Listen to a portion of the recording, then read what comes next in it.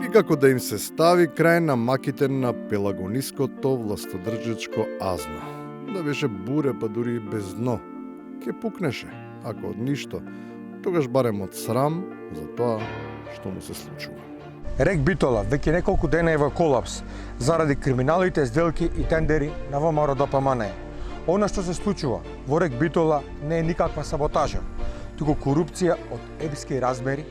И да беше еп, требаше барем да има епилог од на годишнината од новиот кабинет. Нема расплета и содржината е иста со онаа која граѓаните уште лани ја прочитаа. Интересно е дека дури и аутфитот е непроменет. Рек Битола тоне во хавари. Рек Битола тоне во скандали со батевице, тоне во долгови. Но се уште е златна кокошка за послушниците на режимот.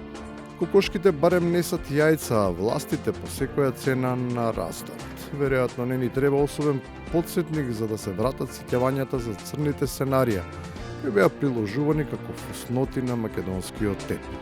Например, за Бехтел и Енка. Јавно да се соочиме само за овој договор. Еве, нема да зборуваме за дебаклите во другите области.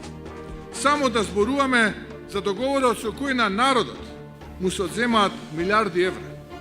Да дебатираме за историскиот договор, или попрецизен да бидам, за историската плячка.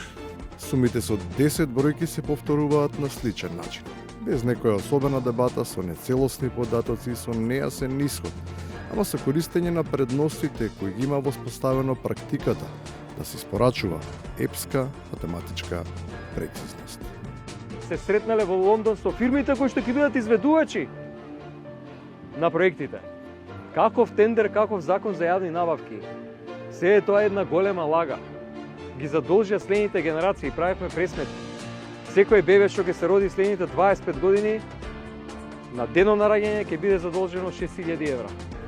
Ако бебето се родеше пред 8 години, тогаш и во својата 9-та немаше да биде сведок на реализација на идејата која тогаш е породена, ама и покрај сите ресурси на располагање, никогаш операционализирана.